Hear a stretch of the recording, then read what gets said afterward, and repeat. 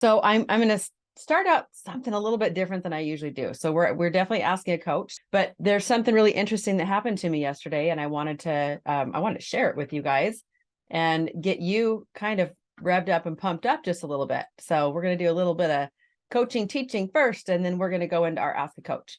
So for those that haven't been on here before, I am Lisa Bingley. So I've been licensed for 9 years, selling for 9 years, kicking butt for 9 years. Went to #1 in my county by my first year, second year. Anyway, you can go read on my story, all the great things that I've done. But at some point it was not very purposeful or fulfilling. It wasn't fulfilling for me.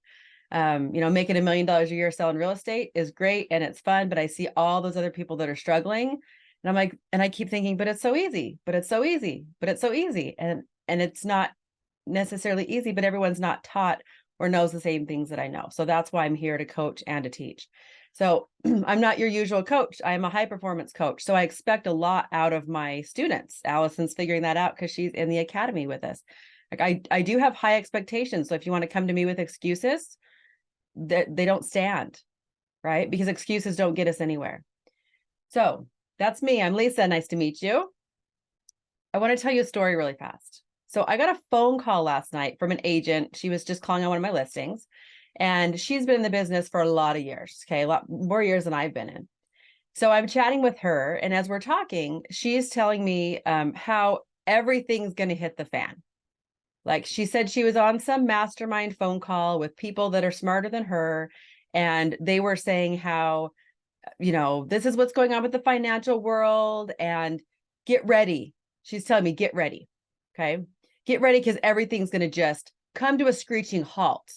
And she used some of these words that were very fearful. And this is after I'd had an amazing day. And in my mind, and with my coaching academy yesterday, we're talking about, doesn't matter what hand you're dealt, you're going to figure it out, right? You're going to play that hand, you're going to play what's going on, and you're going to figure it out. And then I get this phone call. And the interesting thing was she slightly started to instill a little fear in me for just a hot second. I didn't let it go very far, but just a hot second. And I thought, after I got off the call with her, I really analyzed that and I thought about it. And I thought, okay, she's fearful. She's like, stock up all the food and get all, save all your money and, everything. We're not going to be selling houses. And I mean, all these things are going to happen. Here's what I want you to think about. What are you setting as your standard? What are you setting as your standard? But I also had to think to myself, things are going to happen anyway. They always happen anyway. We cannot predict. We cannot prepare enough because there's always going to be something that's going to send us a different direction. Like this morning, I tried to get on our call today and the internet's not working, or I dropped my protein shake on my jacket, or whatever's going to happen. We can't always prepare or predict those things. So you have to decide how you want to approach them and what kind of attitude you want to take to attack those things. Because here's the deal. Those things are things are going to happen, things that we don't love, things that are more difficult. Right now in the industry, there's so much disappointment and negativity and fear that agents are starting to slow down their production and their efforts. They're slowing down their efforts because of the fear, which the byproduct of that is we're slowing down our production, right? Because you can't have a negative feeling and a negative consequence of that and have some sort of positive magical result. You're not going to get that. So you're going to have to decide, how do you want to move forward? Draw that line in the sand and decide where you're going to move forward from. So anyway, just so interesting. It happens to the best of us. It can happen to all of us, but you just have to recognize it and then be willing to decide what you want to do and how you're going to attack it. And honestly, when I got off that call, then I thought about it for a second, the little bit of fear. And then I also thought, oh, well, come as it may, I guess you're going to be the one home crying, and I'm going to be the one taking care of the people that are getting divorced and taking care of the people that are losing their jobs and taking care of all these other things, because there's still going to be a market for someone to move. If we go into a short sale situation, great, then I'm short sale certified, or I'll get it certified, right? If you're not, there's always a way to approach it. And as a great reference, because I was telling my academy, I was watching Suits this last weekend when I was sick. And one of the things that they said, which I loved, was if someone's holding a gun to your head, right, what do you do? And most people are going to freeze. And I feel like the gun's being held to the head at the moment in the market, and some people are choosing to freeze. And you need to figure out, how do you take the gun away? What are we going to do differently? How are you going to move forward? That's what you're going to do. So, and that's what I expect out of my students when they come into my class. Okay, let's dive in and just do some Ask a Coach. Sold.com, not referrals, but like when somebody clicks on your sold.com account, it'll send you that they've looked at you and here's their address or whatever, Okay. how to contact them. How would you address that? Okay, sold.com. Is that something you're paying for? No. Okay, so someone's essentially found your profile. Correct. Okay, so, and you're saying, okay, they saw my profile, you can reverse contact them. What's the conversation? Yeah, I'll get an email. I'll get an email saying this person has looked at your profile. They're potentially interested in selling such and such address. We're attempting to get in contact with them, but meanwhile, you should be too. But it's just a name and an address is all it is. Name and address, no email, no phone number, nothing. Mm-mm. So besides sending, I send a letter, but other than that, do you recommend anything else? Yeah. So you can try to find their phone number, or you can try to find their email. If there's a program, that program that you're using to find addresses, see if that program can find email addresses. That would be the best thing you can do, because sending an email is going to be a little less invasive and creepy than just calling them out of the blue saying, hey, I've been stalking you online and you clicked on this thing and now I'm going to call you, because that's not going to be very personal. It's going to be a little bit creepy. So if you can find an email address, I would send an email. Otherwise, you can also send a letter. One way or the other. Email, I would say, would be preferred, honestly, because you're going to be able to get to them faster than sending a letter. So the conversation that you're going to have with them at that point is, essentially, I would just say, I would not recognize that they clicked on anything. I would really just say, okay, this person is possibly interested in selling their house, or they're looking for information about their value. So in the letter, to me, it would sound more like, this is what's going on in the market.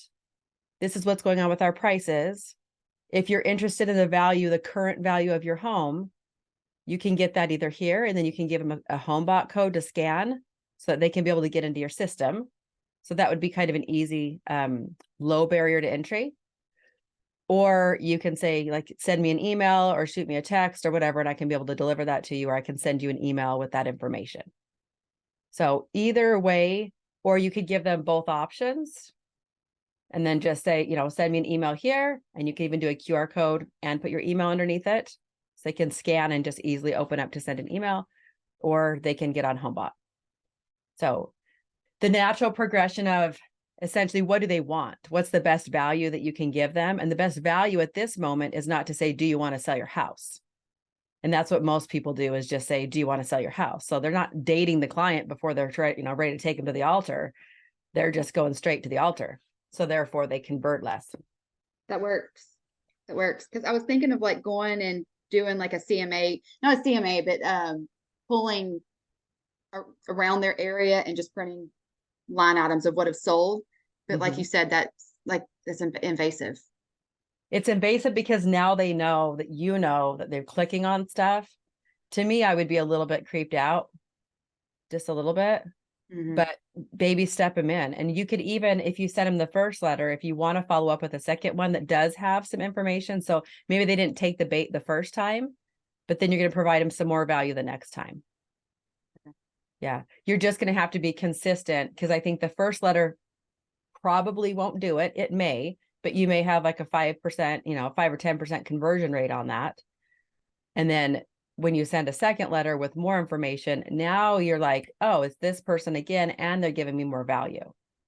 Okay. So I would come up with a system, Allison, for what that looks like to continue to follow up with them and to hopefully get their email, because once you get their email address, then you've got them on Homebot. Then that's going to automatically stay in front of them and take away you spending all the time doing that. Okay. Yes. So just don't get stuck in the weeds with too much time and try to get them as fast as you can into Homebot, into your system. Okay, perfect. Thank you.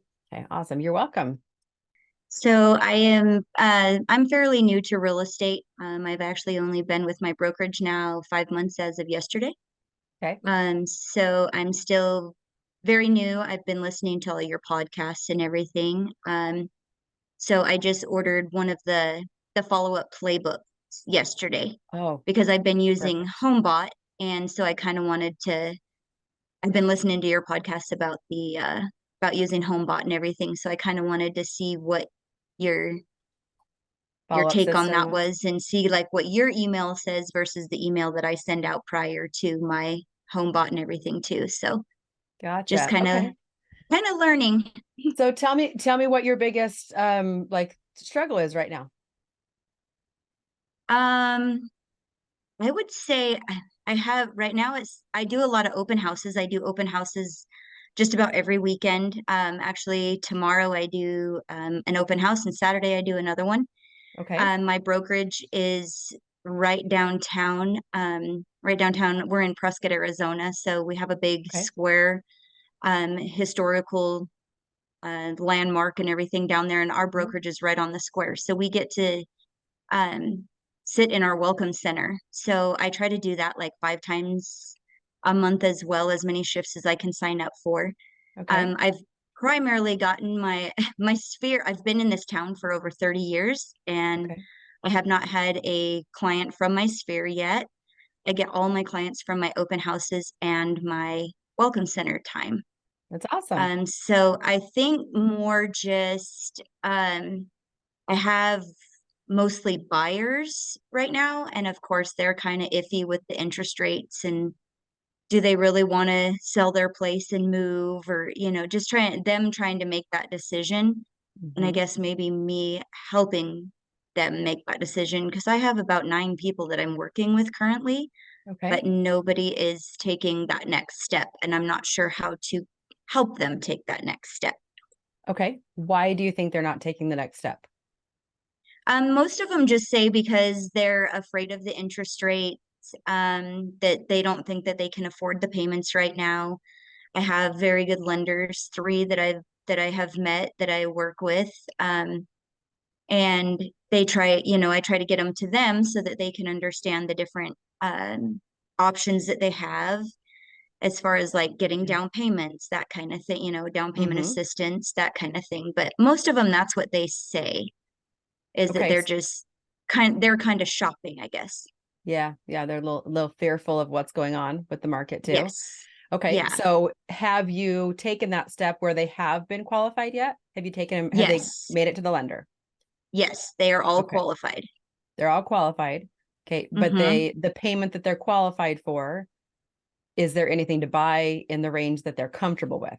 Very little, because 4 of them are all in the same price range. So, Okay. and 2 of them just want very specific things, very specific homes that are just not available in that price range. Okay. So what do you do with them? So I use Real Scout.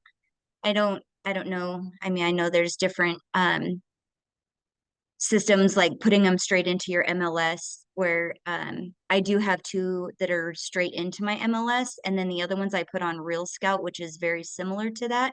So I can monitor what they're looking at, how many times they open it, Hmm. see kind of what their parameters are. Hmm. If they're just kind of looking and they don't give me specifics, they're just like, oh, we're just kind of looking at the area. This is kind of what we're thinking, maybe the next 6 months or so. Then I'll put them on Real Scout so that I can kind of see what they're looking at and kind of keep track of how many times they open it. And Okay. then I contact them to talk about what they're looking Okay. So we're going to make a small tweak to what you're doing. at. Okay. Okay. Small tweaks make a huge difference. So you're kind of letting them drive the train. Okay. Okay. You need to drive the train. They're going to look to you, and you want to be the one that they look to as that like source of comfort, the one that knows what's going on, right? That they can ask the questions to.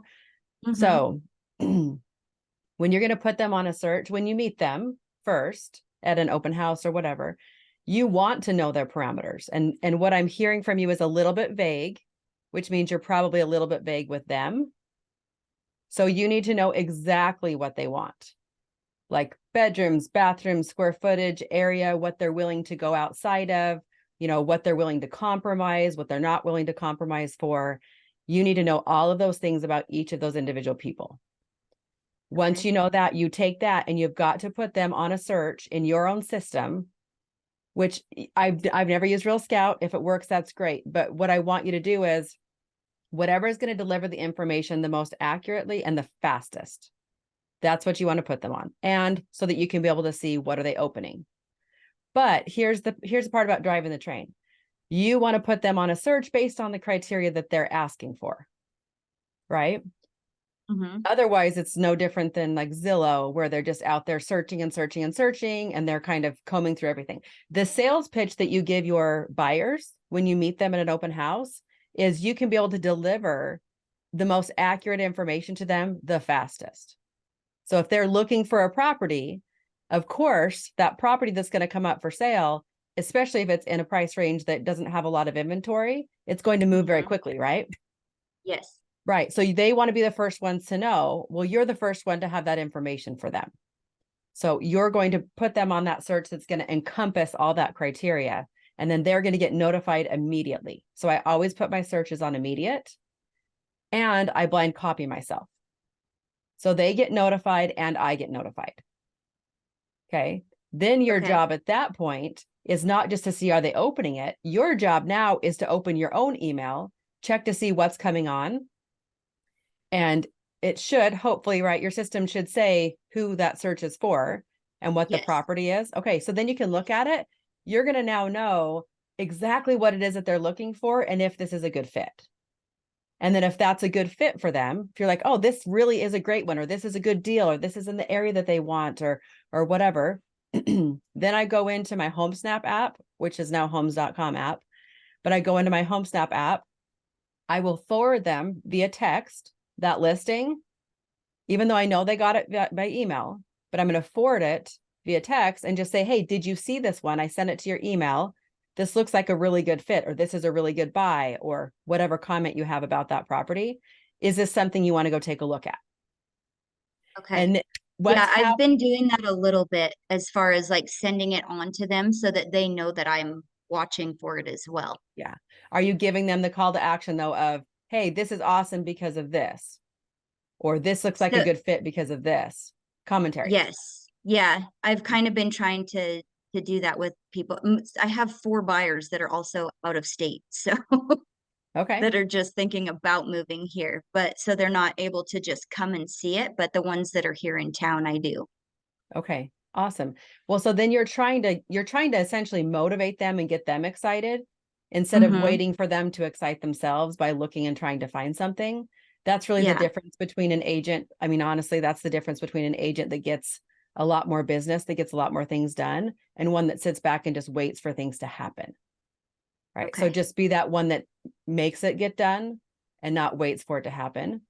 And then try to fit them outside the box. So if somebody says we have to have X, Y, and Z, if something comes up on their search, or you find something that's like, this could kind of fit, they're going to have to compromise a little bit, but I would still send it to them and give them the pitch, right?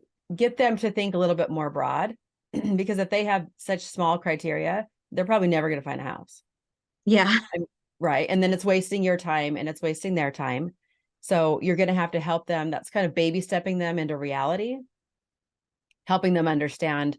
I hear you and I see what you want, right? I know what you want.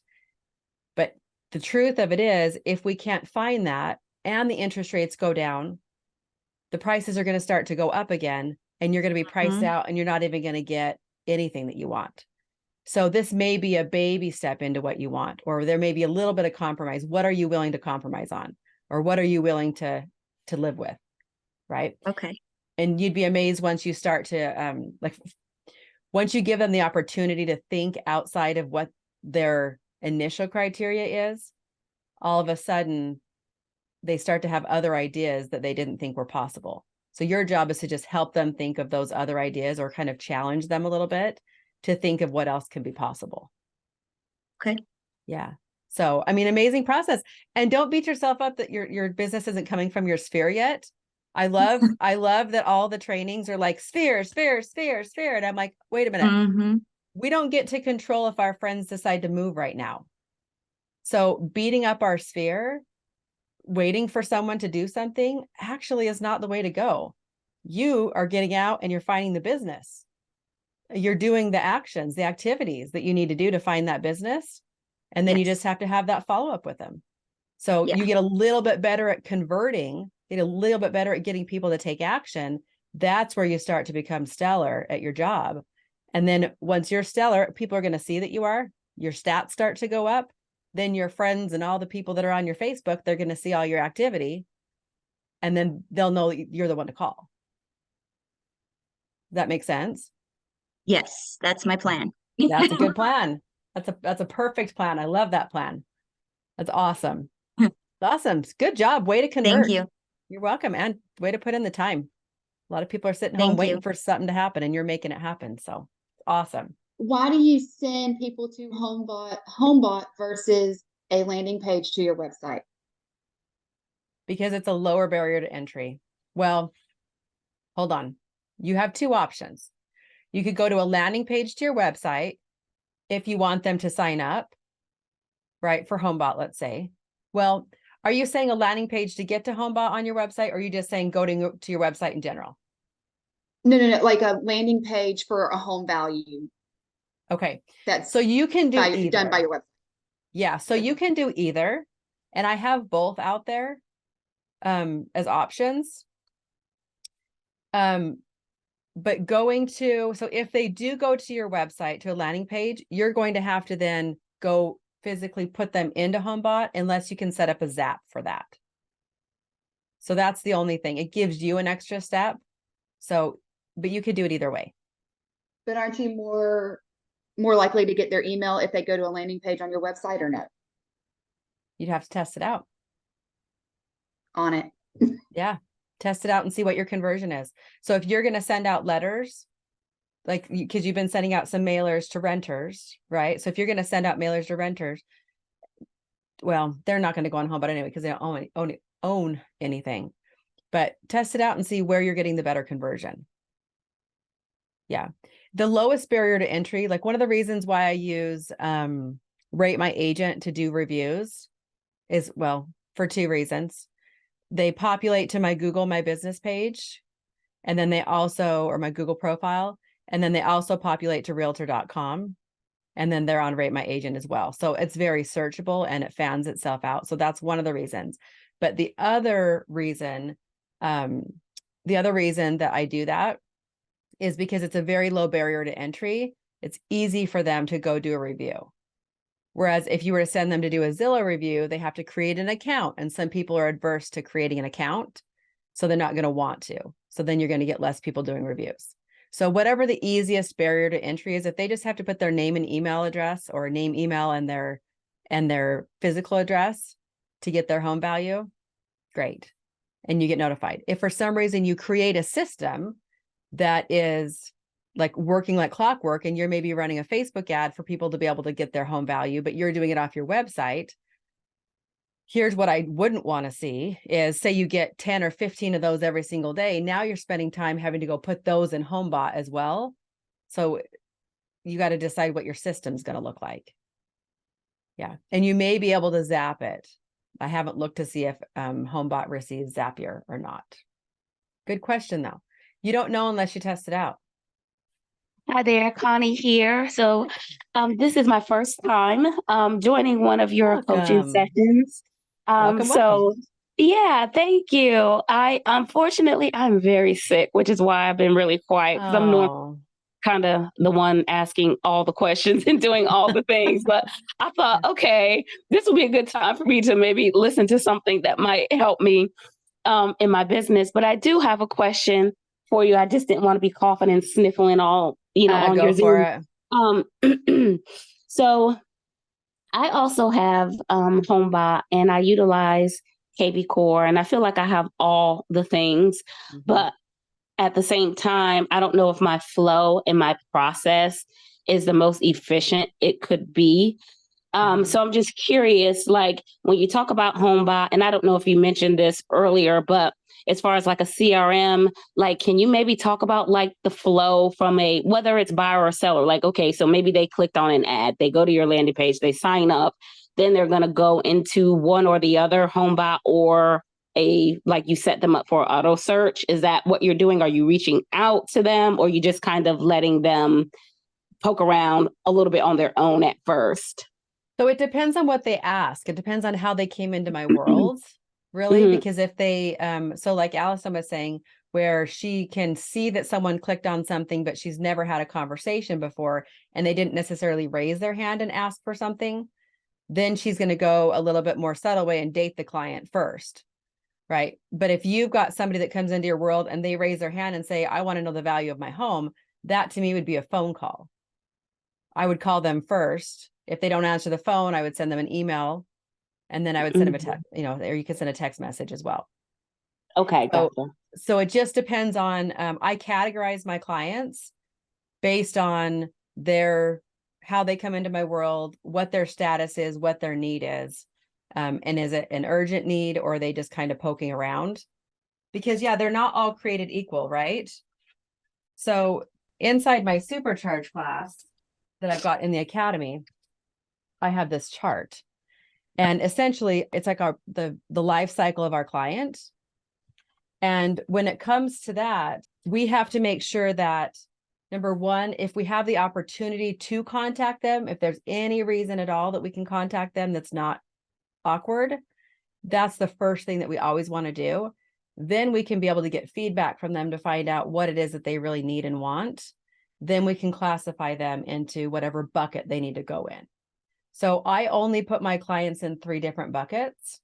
They either go in my buyer bucket, my seller bucket, or my CRM bucket. So I don't just throw everybody into a CRM. Like when I say CRM, I mean like an auto email follow-up system. Right. I don't just throw everybody into that. If they're a potential seller, that's why I put them on Homebot, and then I will follow up with them via email and text and call and try to have more conversation with them.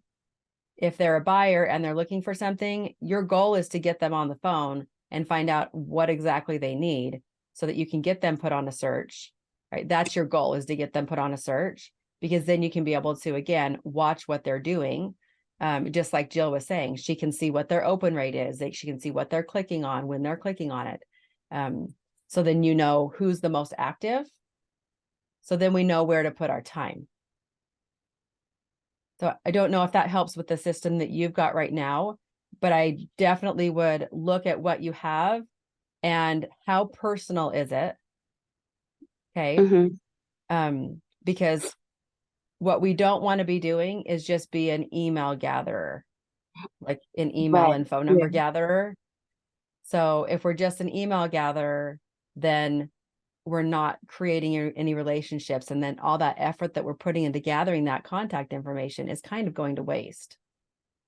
Right. Okay. And that is actually very helpful, because I never thought about separating them into 3 categories of buyer, seller, CRM. So I was essentially putting everyone went into the CRM. Now, that doesn't mean I didn't call or try to reach out to them and use other methods, but I immediately will just put everyone into the CRM. And I could see how that gets very overwhelming, because then you have too many people inside of there that you're now trying to either engage with or spark enough interest that they're going to reach out to you. So I feel like maybe if I had a little bit more separation as far as the categories, it would help me actually reach out to the people that I probably have the highest chance of connecting with. Yes. And that's what we're looking for, because you're always going to have those people who are going to just be getting nurtured, right? Yeah. Who And aren't I'm going to be nurturing raising their hand. everybody. Yeah. And Yeah, everyone yeah, doesn't need to be, I mean, they need to be nurtured differently. So I'll give you right. kind of 4 different categories that I separate mine into a little bit. So the first one is just the nurture. Okay. So if that's the people who aren't answering anything. Like they're the ones that you have not had a conversation with at all. Okay. That's the nurture category. The next category is our building. So when we're building, this is building our rapport, if I can spell right.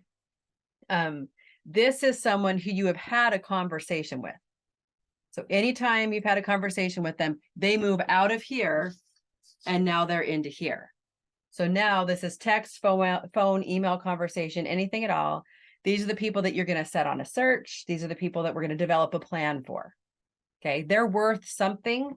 These guys right here, this is my lowest tier where I don't spend a lot of time here because you don't want to be trying to beat them into buying or selling something, right? So nurture, we're going to be building rapport. The next thing we're going to doing is, this is our showing and shopping.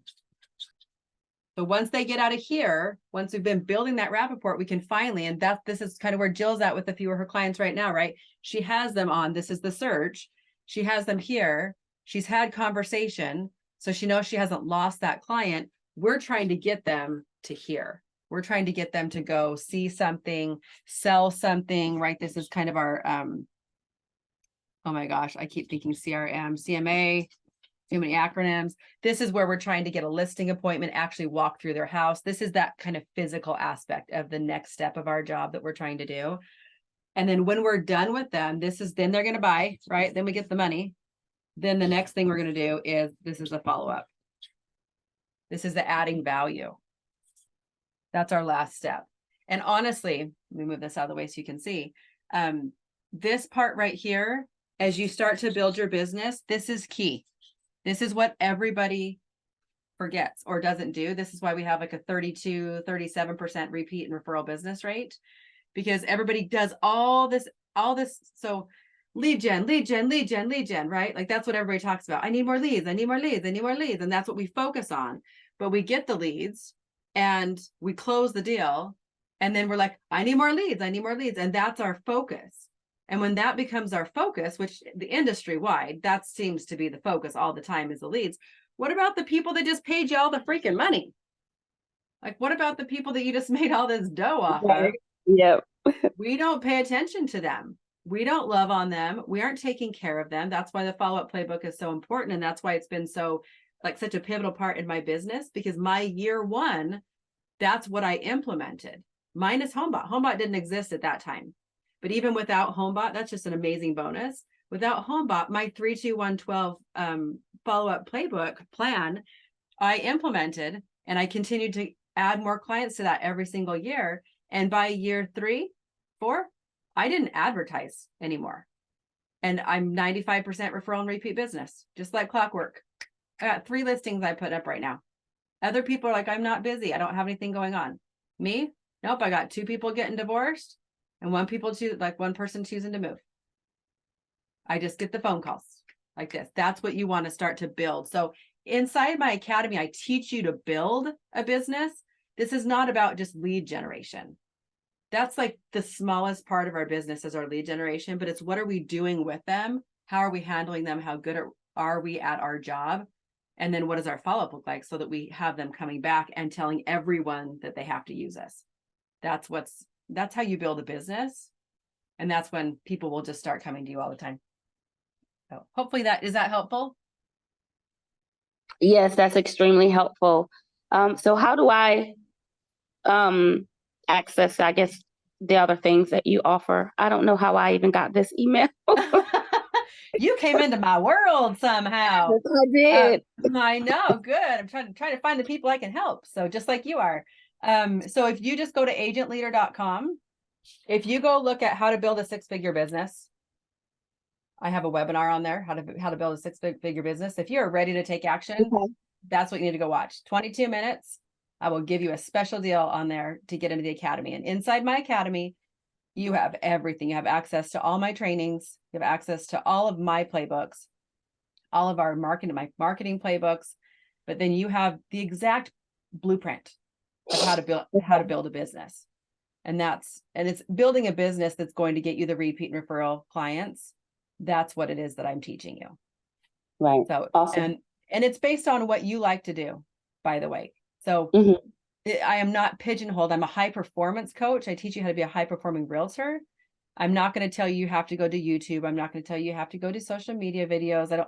It's up to you what you enjoy doing, because you're going to thrive at the thing that you enjoy. And we're just going to be able to kind of hone in on that, and then teach you all these skills inside of it to build a great business. So Okay. yeah, Thank you. that's everything's in my academy. You're welcome. Good question too, by the way, on what to do with all the names and all the people.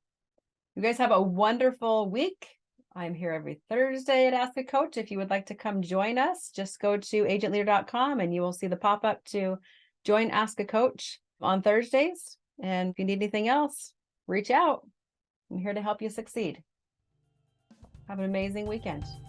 Thank you so much. You as well. You're welcome.